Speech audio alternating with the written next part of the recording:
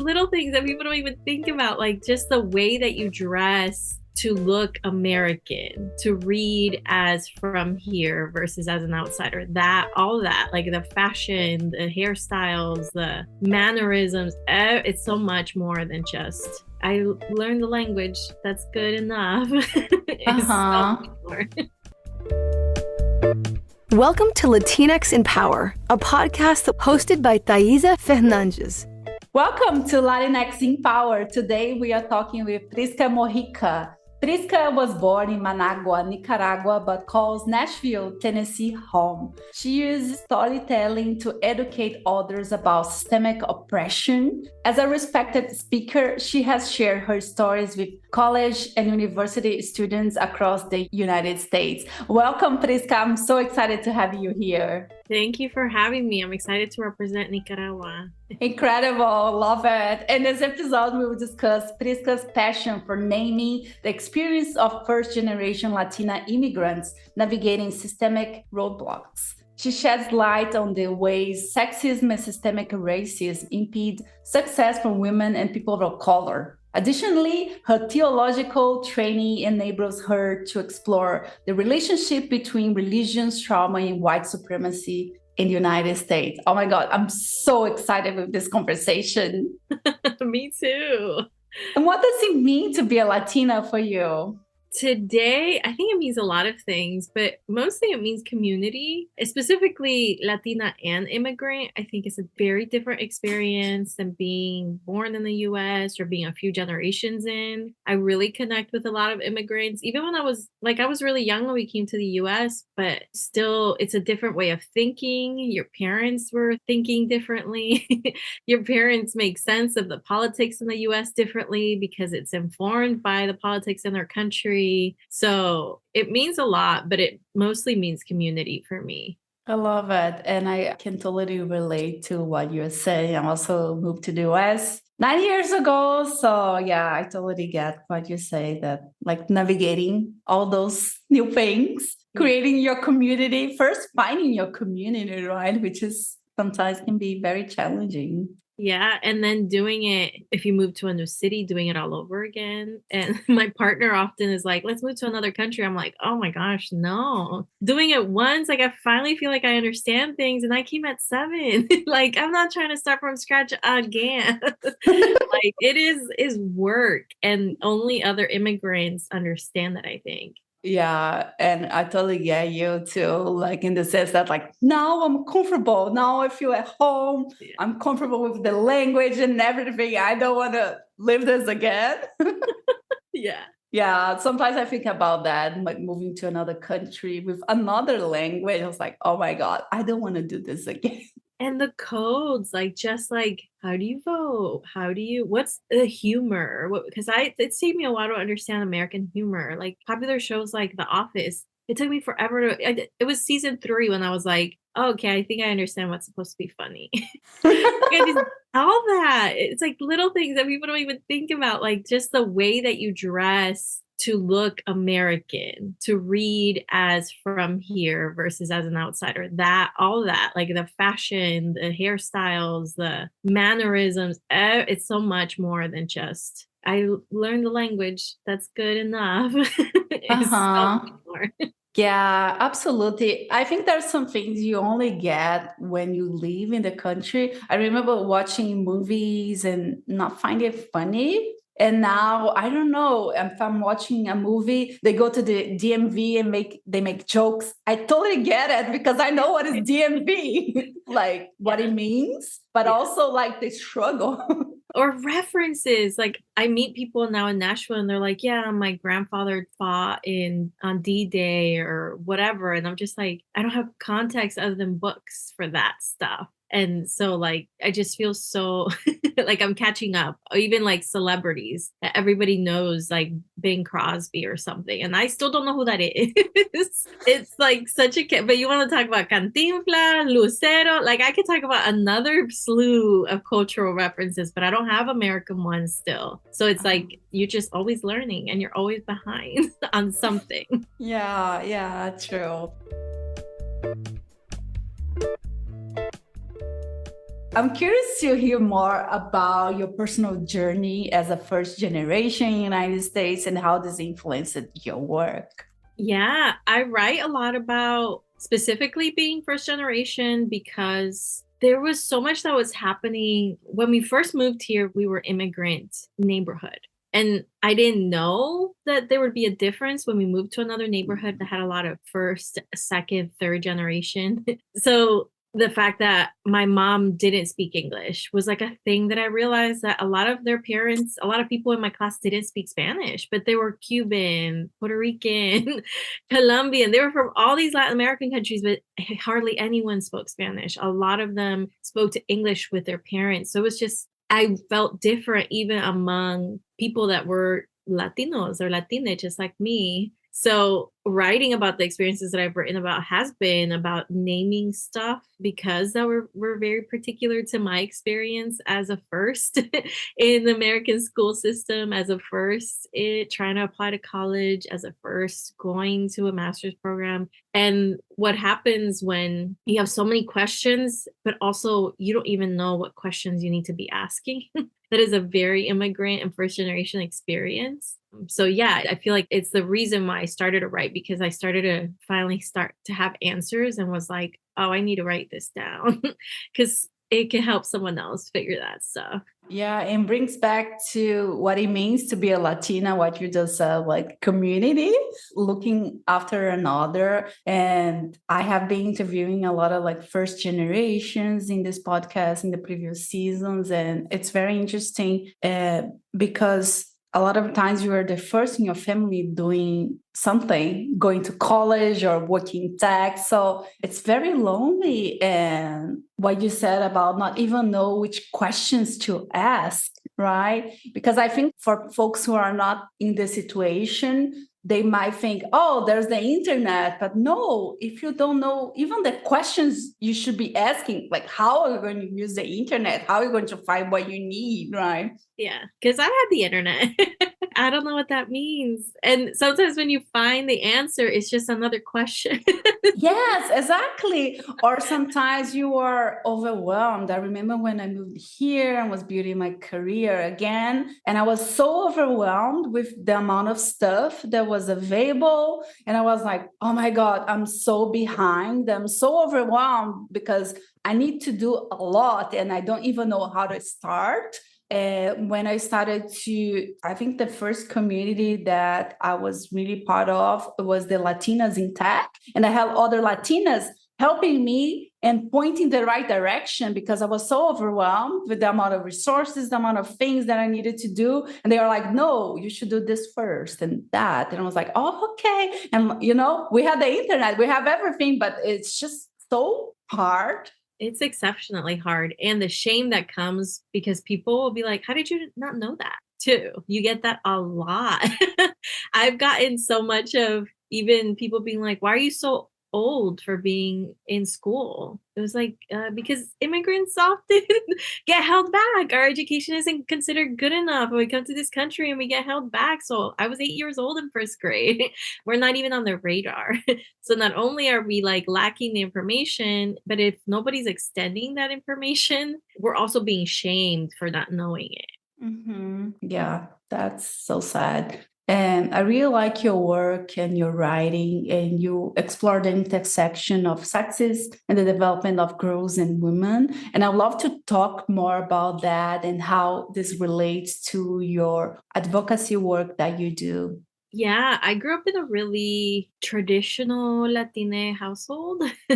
Like gender is very prescriptive still in Latin America. I think with the Christianization of Latin America, the lack of education and resources in a lot of our countries, they're just like in the US, gender binary, we're still finding it. Like there's all these anti-trans laws that are coming in, but we have more vocabulary for stuff that I grew up just being told you're a girl and this is what your expected future is, which is to be a mom and to be a stay-at-home mom, preferably, because that is like, if you're lucky, you get to become. And it was everything. It shaped everything. It shaped the way that I was not encouraged with my grades in school. but I was encouraged if I washed dishes. One of the gifts my dad gave me was a pan, a cooking pan one. He was so happy to give me a pan because I was 14 and I could start cooking meals and I was starting my own collection of kitchen stuff.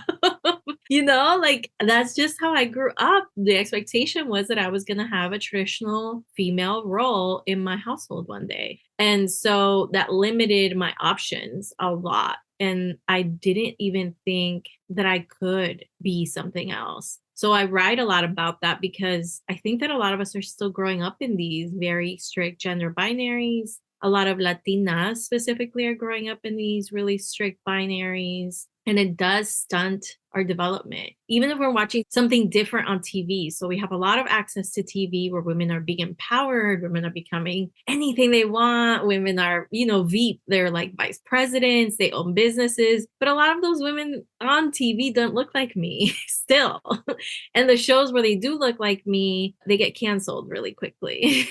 So I don't get to see us being something so much more than what my parents are telling me that women like me are supposed to do. So it does impede our development, and the culture hasn't done a lot to cancel out that messaging. Yeah, absolutely. And I think even if you try to be different, it's also tricky, right? Because people ask you questions, uncomfortable questions, or like shame you for deciding to do something else with your life. But it's a process. And I don't like to think that we are behind, but maybe I don't know which wording will describe that, but I definitely, especially since I'm living here for so many years, when I go back to Brazil, I notice some things that are like, oh my God, I can't believe people are still talking about that. For example, people talk a lot about how the other person look like, if they gain weight, if they lost weight. And I'm like, oh my God, I can't believe people still doing that. But I think it is a process. Sometimes I think things are changing. Maybe things in my bubble are changing. For example, I have a lot of conversations with my mom, and sometimes I tell her, Mom, it's not okay to say that. Do you know about this? And I see that she's changing too. And sometimes we say something and we talk about it. So we have a really good conversation about it. But it's very tricky how, I don't know, it's very challenging sometimes as well. And it's also the codes too, because I live in the South and women get married still really young in the South. And the gender binary still feel very real in even white families in the South. But I think I'm not as familiar with white families. I don't understand it's more subtle in ways that they talk about even body, like you are expected to be a certain size. These family dynamics, and you are shunned for getting bigger, but it's different. That's the codes of, I don't understand their codes. But when I see it in my house, it feels so in my face. When somebody's like, te estás engordando. And I'm like, I don't hear it like that when I'm in white spaces, but something is happening that's similar, but I can't catch it always in white spaces. I think it's that more than anything. But yeah, it is like bubbles, because I do have those conversations with my family. But sometimes it feels like, I don't know if that happens to you, but it feels like mi mami holds space for me to be different. But then my sister tries to challenge the things that I challenge her and be more like me. She'll be like, no, you're not like Priscilla. Like, you got to behave. She could do what she wants. And I'm always like, that's not improvement. Yeah, that's a good point. Oh my God, that's so interesting. And another topic that I wanted to bring that I think it's so interesting, I love to hear more from you, is that you discuss decolonization on Western notions of success. And can you explain to us this concept and provide some examples? I'd love to dive a little bit deeper into that. Yeah, I think we get caught up in this idea that what it means to be successful is very linear. It means doing really well in school, going to good college, getting a really solid job with a 401k, and moving up the ladder in your employment, retiring. Like, that's like what we think of, like, wow, you did it. But I think like my family, my dad's a musician. He's never had a 401k. My mom didn't go to college, but that doesn't mean that they don't experience success in their lives. That doesn't mean that because they're not attached to these institutions of educational success or corporate success or whatever, that they're not successful and that they're not experiencing celebrations worthy of the ones we give to you graduated from college. That's a big deal. Like, no, you took a certificate course and you learned more Spanish. That is freaking cool.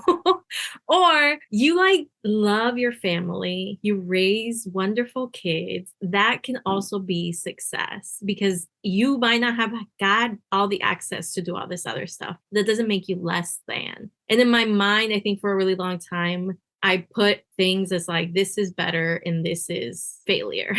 That really messed with me when I realized that success also means family connections. It's a lot of luck if you don't have family money, if you don't have financial support from your family. It's a lot of luck. It's a lot of privileging intersections. Like the fact that I've had the education that I have opens a lot of doors for me. The fact that I am a woman of color, but I'm not a Black woman, has also meant that some doors are open for me where they would be shut for Black women. So it's just being aware of all the systems at play and being able to not attach your worth to what we're told makes us worthy, rather deciding I'm going to be proud about this thing, even if on paper it's not something that we would consider wonderful and successful. It's bragging about. So that's what it is.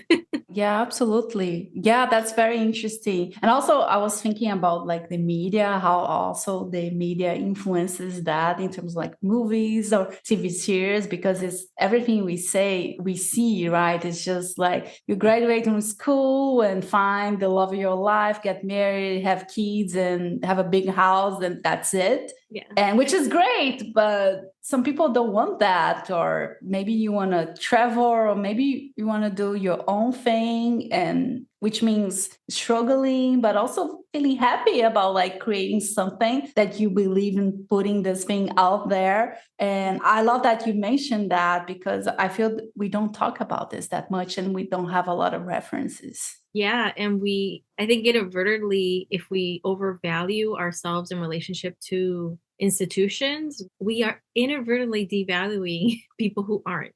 And people who usually don't have access to that stuff are poor, are of color. They're not usually white. So like who we're devaluing are the people who we should be uplifting more. And we don't realize that. We're just like, I'm so proud I got a college degree. And then you could be proud. That's not the point. But when we commit our whole identity to these successes, we are undervaluing those who can't. Mm-hmm. Yeah, absolutely.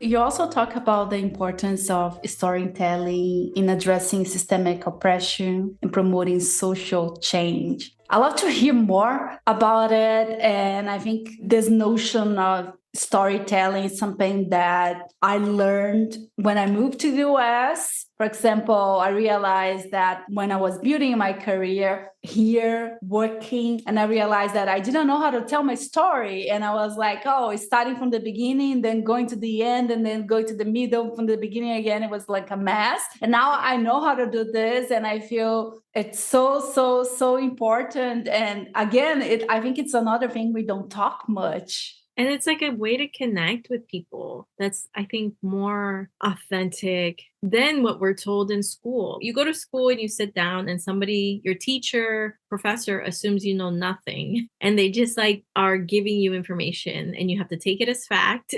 And then you get a degree and you graduate. And like, what do you do with that? You go and do the same to other people. You just assume they don't know anything because they don't have the degree you have. And then you talk to them from top down. And it hasn't worked. What was the big, I think, shift for me was I got my master's degree. I'm the first in my family history to get a master's degree of all the Mojicas and all the Rodriguez that have ever been in my family line. And so I went home and I started to do that thing of like, I'm going to teach my family all the things I learned. And it didn't work. It did not work. I remember my mom being really pissed because she's like, why are you talking to me like that? Like, me está faltando respeto. Like, that's not, that's how you talk to people. And I realized like, yes, I'd gained all this important knowledge, but they didn't give me the tools to talk about any of it. And the way that they gave me the tools was very, you're dumb, I'm smart. And you can't talk to people like that. You just can't. That's not how the world works. It's the reason why a lot of people don't end up in college. Not everybody learns that way either. So, what I started to do, because I do come from a family of storytelling, it's the men and women tell a lot of stories. I know how all my tias met their husbands through storytelling. I could tell you my dad's version and my mom's version of how they met each other. Which I one's know better? hers for sure. Yeah. But I know all their ghost encounter stories. I know we would sit because we would get blackouts in Nicaragua a lot. And we would just sit in mecedoras outside and everybody would just tell stories the whole night. You just like spend like 6-7 hours telling stories. So I just had to tap into that and I had to learn it because it's muscles that you stop using through schooling and through like just doing these institutional checklists. You forget that you have these like muscles of like communicating with people. And so I started practicing again. And with my mom, it was how I was like, okay, she's not responding to this, but I do think that these conversations are important and she's worth my effort. So, and I just started being like a kid, like being like, this scar is from when this happened. And then this scar is from when this happened. And I found, and then she would be like, oh, I have scars like that too. Instead of like, you know, nothing, I know everything. It was more like, let's be vulnerable and hopefully we can both grow from these conversations. Incredible. I love that. And which advice would you give to someone who is passionate about social justice and want to make a difference in their communities? I think there's a lot of ways to do this. So find what your calling is in it. My calling is not found. I call it my ministry. My ministry isn't to teach white people how to treat us better. But some people think like they're called to do that and they really want to make the effort. They want to figure out how to teach, how to talk. Mine is teaching other Latinas or helping other Latinas see what's happening better. So like really sit what feels right. We literally are one person. All we can do is to not drain ourselves because activism work is really exhausting. I've been on the end of doing everything, being at every rally, being at every door knock, and it's really hard to sustain, especially when you're the first daughter of an immigrant family, when a lot is reliant on you. So find the thing that you're passionate about. Find the thing that you think will speak to the people that you want to speak to and do it. Don't overthink it, just do it and be okay with learning along the way. Be okay with making mistakes. I think a lot of people get into activism and then somebody's like, hey, that was like a little racist. You shouldn't do that. And they're like, oh, I don't want to do this then. Fuck this.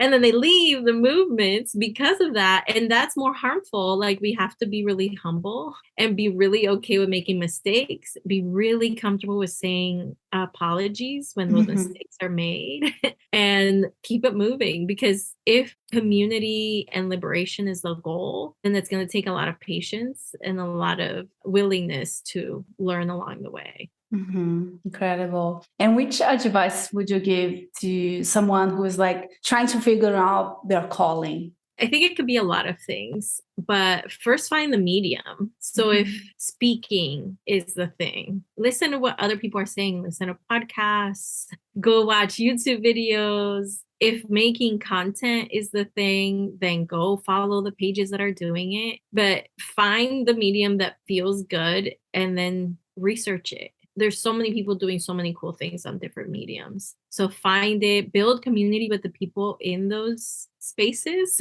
Like if you're going to commit to podcasting, then find other podcasters. Don't do this stuff like you're an island. It's not sustainable. So find your community and like roll with it. I think it's a lot of trial and error. I think I thought I was going to be really good at some things that I turned out to not be really good at. So try different things that speak to you. And I think eventually you'll figure it out, but it takes a lot.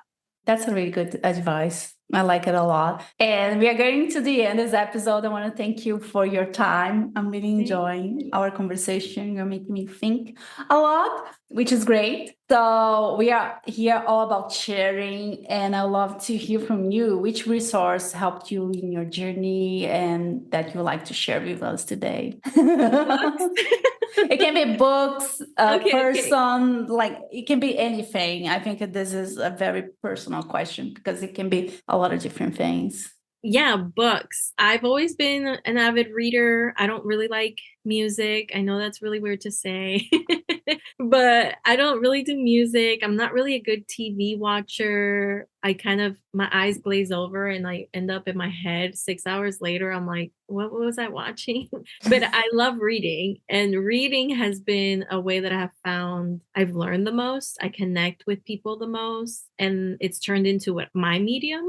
So I write books now, and I hope to create the kind of books for people who are interested in the kind of writing that I was seeking for years. But it's been a lot of books. I mean, if y'all could see behind me, I have 2 bookshelves full of books, and these aren't even all my books. These are just the immediate books. So I love reading. I think books are amazing and will change the world. I agree. Incredible. Thank you so much for your time. I'm going to leave the last minutes for you to share anything you want to share, and also where people can find you. Yeah. So everywhere online, I'm Prisca Dorcas, Priscadorcas. That's my first name and middle name. My book is out in English and in Spanish, so it's been translated. It's for brown girls with sharp edges and tender hearts. I should say the Spanish name, but it's so... Say it. Para chicas de piel canela, and the rest will come up. And I'm writing my second book under contract. I'm working on an anthology. I hope to write a children's book, a cookbook, but I have a lot of books underway. So stay in touch online and you'll see everything that I'm into or up to. Incredible. I love it. A cookbook, a children's book. Oh my God, incredible. Thank you so much. Thank you.